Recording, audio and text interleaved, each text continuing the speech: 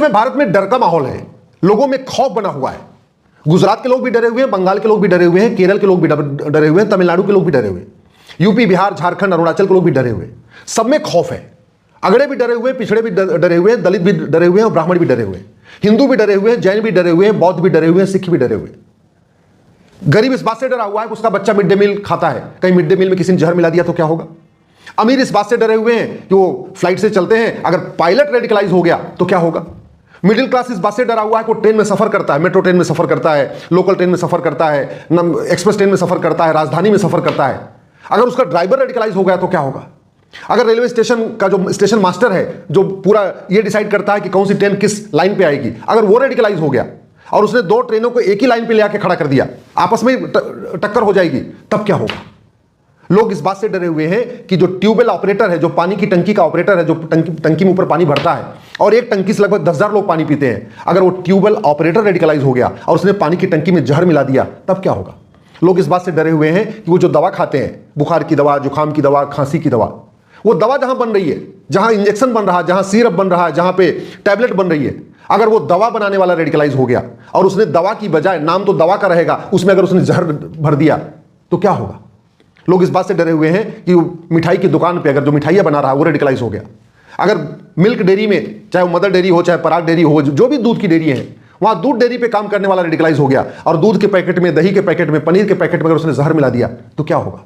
ये कड़वी सच्चाई है। पूरे देश में खौफ है और ये खौफ इसलिए आया है क्योंकि डॉक्टर आतंकवादी बनने लग गए, प्रोफेसर आतंकवादी बनने लग गए हैं, लेक्चरर आतंकवादी बन रहे हैं, computer engineer, civil engineer, mechanical engineer आतंकवादी बन रहे हैं, gynaecologist, cardiologist, MBBS, MD, physician, surgeon आतंकवादी बन रहे हैं। तो फिर बचा क्या है। पहले अनपढ़ अनाड़ी गंवार आतंकवादी बन रहे थे, पहले अनपढ़ अनाड़ी गंवार खाने रोटी पे थूक रहे थे, जूस में पेशाब मिला रहे थे, और अब तो पढ़े लिखे, पीएचडी किए हुए, एमएस किए हुए, प्रोफेसर, एमडी, सब लोग आतंकवादी बनते जा रहे हैं। इसलिए लोगों में खौफ है। तो समाधान क्या है। समाधान यह है कि शिक्षा में संस्कार हो और कानून का खौफ हो। जो लोगों में खौफ बना हुआ है, हर व्यक्ति के मन में खौफ बना हुआ है, लोग डर रहे हैं, कहीं पे भी जाने से डर रहे हैं। सुप्रीम कोर्ट के वकील डर रहे हैं कि सुप्रीम कोर्ट के कैंटीन में काम करने वाला अगर रेडिकलाइज हो गया तो पता चला वकील गए। हाई कोर्ट के वकील इस बात से डरे हुए हैं कि हाई कोर्ट में जो कैंटीन में काम करने वाला अगर रेडिकलाइज हो गया, उसने जहर मिला दिया तो क्या होगा। संसद में लोग इस बात से घबराए हुए हैं कि पार्लियामेंट की जो कैंटीन है, अगर वहां पे किसी ने जहर मिला दिया, या विधानसभा की कैंटीन में किसी ने जहर मिला दिया, जो खाना बना रहा है वो रेडिकलाइज हो गया तो क्या होगा। यह सवाल इसलिए उठ रहा है क्योंकि जब पढ़े लिखे डॉक्टर, इंजीनियर, प्रोफेसर आतंकवादी बनने लगते हैं तो फिर सबका भरोसा टूट जाता है और सब पर से भरोसा टूट जाता है। सब लोग इसलिए घबराए हुए हैं। इसलिए मैं सरकार से निवेदन कर रहा हूं, इसके ऊपर गंभीरता के साथ चिंतन करिए। और जब अगर डॉक्टर पकड़े जा सकते हैं तो कल को फिर पायलट भी ये काम कर सकता है। अगर इंजीनियर रेडिकलाइज हो सकता है, कल को ट्रेन का ड्राइवर भी रेडिकलाइज हो सकता है, बस का ड्राइवर भी रेडिकलाइज हो सकता है, कैंटीन में खाना बनाने वाला रेडिकलाइज हो सकता है, दूध डेयरी पे काम करने वाला रेडिकलाइज हो सकता है, दवा बनाने वाला रेडिकलाइज हो सकता है। तो समाधान यही है कि जब देश का विभाजन मजहब के आधार पर हो गया तो फिर मजहब के आधार पर जो भी नियम कानून चल रहे हैं इनको खत्म कर दिया जाए। जब देश का विभाजन मजहब के आधार पर हो गया तो जो मजहब के आधार पर यहाँ पे वक्फ बोर्ड चल रहा है, वक्फ ट्रिब्यूनल चल रहा है, इसको खत्म कर दिया जाए। जो मजहब के आधार पे यहाँ लोन और वजीफा बांटा जा रहा है, इसको खत्म कर दिया जाए। जो मजहब के आधार पे यहाँ मदरसा चल रहा है, मिशनरी स्कूल चल रहा है, इसको खत्म कर दिया जाए। जो मजहब के आधार पे यहाँ पे दुनिया भर की योजनाएं चल रही हैं, इनको खत्म कर दिया जाए और एक देश एक विधान लागू किया जाए, सबको एक बराबर कंसीडर किया जाए और समान शिक्षा लागू किया जाए। पूरी दुनिया में अब तो सिद्ध हो चुका है कि मदरसों से अलगाववाद की भावना शुरू होती है। कोई भी बच्चा माँ के पेट में आतंकवादी, अलगाववादी, जिहादी नहीं होता। अल्टीमेटली वो कौन सी किताब पढ़ता है और कहाँ पढ़ता है, कौन पढ़ाता है, क्या सुनता है, इस पर उसका असर पड़ता है, उसका दिमाग उस हिसाब से बन जाता है।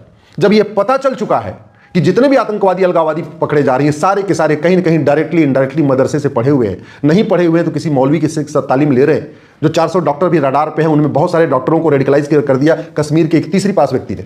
जब ऐसी स्थिति आ चुकी है तो भारत में मदरसा बंद कर दिया जाए। और वैसे भी जब मुगल चले गए फिर मदरसा नहीं चलना चाहिए। जब अंग्रेज चले गए तो मिशनरी स्कूल, मॉन्टेसरी स्कूल नहीं चलना चाहिए। देश आज़ाद हो चुका है, इसलिए सबसे पहले मजहब के आधार पर नियम कानून, बोर्ड, ट्रिब्यूनल, आयोग, मंत्रालय, स्कूल, कॉलेज, लोन, वजीफा बंद कर दिया जाए। दूसरा, राइट टू एजुकेशन एक्ट को बदल के राइट टू इक्वल एजुकेशन बना दिया जाए। ये कानून संसद में बना था, स्वाभाविक सी बात है इस कानून को संसद में बदला जा सकता है। अब इसका नाम है राइट टू एजुकेशन, इसको इक्वल वर्ड जोड़ के राइट टू इक्वल एजुकेशन किया जा सकता है। जैसे पूरे देश में केंद्रीय विद्यालय की किताब एक होती है, वैसे देश के सभी विद्यालयों में एक कॉमन किताब हो सकती है। मैं तो कह रहा हूं केंद्रीय विद्यालय में जो किताब पढ़ाई जा रही है एनसीईआरटी, इसी को ही पूरे देश में लागू कर दीजिए। कश्मीर वाले अपनी भाषा में पढ़ेंगे, मतलब तमिलनाडु वाले अपनी भाषा में पढ़ेंगे, केरल वाले अपनी भाषा में पढ़ेंगे, आपके कर्नाटक वाले अपनी भाषा में पढ़ेंगे, पंजाब वाले अपनी भाषा में पढ़ेंगे, गुजरात वाले अपनी भाषा में पढ़ेंगे। पढ़ने का अपना माध्यम अपना अपना होगा, लेकिन सिलेबस करिकुलम तो कॉमन किया जा सकता है ना। और पूरे देश में भगवत गीता रामायण को अनिवार्य कर दिया जाए। ये धार्मिक ग्रंथ है, भगवत गीता और रामायण कोई मजहबी किताब नहीं है, धार्मिक ग्रंथ है। ये शैतान को भी इंसान बना देते हैं, और कुछ किताबें ऐसी भी हैं जो इंसान को शैतान बना देती है। इसलिए अब समय आ गया है भगवत गीता, रामायण, उपनिषद, वेद, जो हमारे प्राचीन ग्रंथ हैं, इनको भी प्राइमरी में, जूनियर में, सेकेंडरी में, हायर सेकेंडरी में थोड़ा थोड़ा पढ़ाया जाए। भारत की संस्कृति के बारे में पढ़ाया जाए, भारत के महापुरुषों के बारे में पढ़ाया जाए, जो हमारा धर्म और रिलीजन के बीच का अंतर, इसको स्पष्ट कर दिया जाए। देश को बचाना है तो समान शिक्षा लागू करना पड़ेगा, दूसरा कोई तरीका नहीं। और दूसरा जो सबसे बड़ा खतरा है वो जो डेमोग्राफिक इंबैलेंस हो रहा है, बहुत तेजी के साथ डेमोग्राफी बदल रही है। 9 राज्यों की डेमोग्राफी बदल चुकी है, 800 जिलों में से 200 जिलों की डेमोग्राफी बदल गई है, 6000 तहसीलों में से 1500 तहसीलों की डेमोग्राफी बदल गई है, बॉर्डर पे 300 तहसील है, 300 की डेमोग्राफी बदल रही है। उस डेमोग्राफी को बदलने के लिए जरूरी है भारत में एक यूनिफॉर्म सिविल कोड लागू किया जाए, समान नागरिक संहिता लागू किया जाए, समान जनसंख्या संहिता लागू किया जाए, हमारे दो अनिवार्य कर दिया जाए। आप सोच रहे होंगे अरे कुछ लोग मानेंगे कुछ लोग नहीं मानेंगे, मैं गारंटी के साथ कहता हूं सब मानेंगे। आप यूनिफॉर्म सिविल कोड बनाइए, यूनिफॉर्म सिविल कोड लागू करिए, समान जनसंख्या संहिता लागू करिए, और उसमें लिख दीजिए कि जो यूनिफॉर्म सिविल कोड नहीं मानेगा, जो 2 से ज्यादा बच्चा पैदा करेगा, या चलो दूसरी बार जुड़वा हो गया तो चलो 3 सही, 3 तक की छूट दे दिया, लेकिन उसके बाद अगर जो बच्चा पैदा करेगा उसकी नागरिकता खत्म हो जाएगी। भारत का संविधान आर्टिकल 11 ये सरकार को पूरा ताकत देता है, सरकार को डायरेक्शन भी देता है आर्टिकल 11 कि आप एक नागरिकता कानून बनाइए कि किस किस कंडीशन पर नागरिकता मिलेगी, किस किस कंडीशन पर नागरिकता जाएगी। आप उसी नागरिकता कानून में लिख दीजिए कि जो भारत को नहीं मानेगा, भारत की संस्कृति को नहीं मानेगा, भारत की परंपरा को नहीं मानेगा, वंदे मातरम को नहीं मानेगा, वसुधैव कुटुंबकम को नहीं मानेगा, सर्वमंगल मांगल्य को नहीं मानेगा, उसकी नागरिकता खत्म हो जाएगी। जो हम दो हमारे दो नहीं मानेगा, उसकी नागरिकता खत्म हो जाएगी। सीधी सी बात है, किसी ने नहीं रोका हुआ है, संविधान कहता है कानून बनाओ। बच्चा पैदा करना फंडामेंटल राइट नहीं है। दो विवाह करना, 3 विवाह करना, 4 शादी करना, 4 निकाह करना, ये कोई फंडामेंटल राइट नहीं है। संविधान रीतियों का अधिकार देता है, कुरीतियों का नहीं। संविधान प्रथा का अधिकार देता है, कुप्रथा का नहीं। संविधान धर्म पालन का अधिकार देता है, धर्मांतरण का नहीं। संविधान विदेशी पंथ मानने वालों को भारत के पंथ में लाने की, घर वापसी की परमिशन देता है, लेकिन भारत में सनातन धर्म मानने वालों को विदेशी पंथ में जाने की परमिशन नहीं देता, क्योंकि विदेशी पंथ न इक्वलिटी के खिलाफ है, जस्टिस के खिलाफ है, लिबर्टी के खिलाफ है। विदेशी पंथ में न लिबर्टी ऑफ थॉट है, न लिबर्टी ऑफ बिलीफ है, न लिबर्टी ऑफ फेथ है, न लिबर्टी ऑफ वर्शिप है। ऐसे में भारत के पंथ मानने वाले, यानी जो हिंदू हैं, जो जैन हैं, जो बौद्ध हैं, जो सिख हैं, ये विदेशी पंथ में नहीं जा सकते। संविधान इसकी इजाजत नहीं देता। देश को बचाना है तो ये 1861 का पुलिस एक्ट खत्म करना पड़ेगा, एक यूनिफॉर्म पुलिस कोड लागू करना पड़ेगा। देश को बचाना है तो ये नेशनल सिक्योरिटी एक्ट को बदलना पड़ेगा। लव जिहाद, लैंड जिहाद, धर्मांतरण, घुसपैठ को राष्ट्र की सुरक्षा के लिए खतरा घोषित करना पड़ेगा। देश को बचाना है, अनलॉफुल एक्टिविटी जो यूएपी है इसको बदलना पड़ेगा। लव जिहाद, लैंड जिहाद, ड्रग जिहाद, घुसपैठ जिहाद, धर्मांतरण जिहाद को अनलॉफुल एक्टिविटी डिक्लेयर करना पड़ेगा।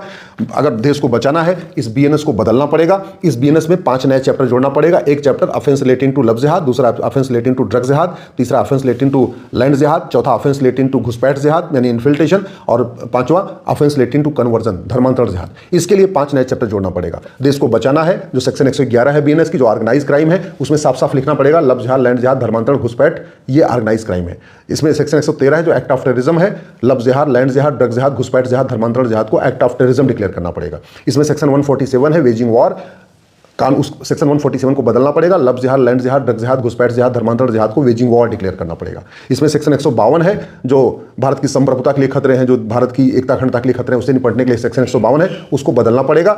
लव जिहाद, लैंड जिहाद, धर्मांतरण जिहाद, घुसपैठ जिहाद को आपको राष्ट्र की संप्रभुता के लिए खतरा घोषित करना पड़ेगा, देश की एकता अखंडता के लिए खतरा घोषित करना पड़ेगा। और सबसे बड़ी बात, जस्टिस विद इन ईयर लागू करना पड़ेगा। 6 महीने साल भर के अंदर सजा देना पड़ेगा। 6 महीने के अंदर, साल भर के अंदर तभी सजा हो सकती है जब झूठ बोलना गंभीर अपराध हो, झूठी गवाही गंभीर अपराध हो, झूठ पकड़ने के लिए नार्को पॉलीग्राफ ब्रेन मैपिंग कानून हो, और फटाफट अलगाववादियों की, आतंकवादियों की, घुसपैठियों की, मिशनरियों की, धर्मांतरण कराने वाले जिहादियों की, नशा तस्करों की narco polygraph brain mapping test करिए और टेस्ट के आधार पर इनको सजा देना शुरू करिए, तब जाके भारत सुरक्षित बनेगा। नहीं तो हम प्रतिदिन लगातार बर्बादी की तरफ बढ़ रहे हैं, और बर्बादी शायद आज की डेट में आपको नहीं दिख रही है। मैं कह रहा हूं जो आज हो रहा है आपने 15 साल पहले नहीं सोचा होगा, जो आज हो रहा है ये आपने 20 साल पहले नहीं सोचा होगा। कभी आपने कल्पना नहीं किया होगा कि डॉक्टर इंजीनियर भी आतंकवादी बनेंगे, इसलिए आज आप ये कल्पना नहीं कर रहे हैं कि हाँ 20 साल के बाद क्या होगा। 1946 में भी लोगों ने नहीं सोचा था कि 1947 में क्या होगा। 1989 में किसी ने नहीं सोचा था कश्मीर में 1990 में क्या होगा। 1983 में सिखों ने नहीं सोचा था 1984 में क्या होगा। वैसे आज 2025 में, 2040 में क्या होने वाला शायद आप सोच नहीं रहेंगे। अगर ये कानून नहीं बने,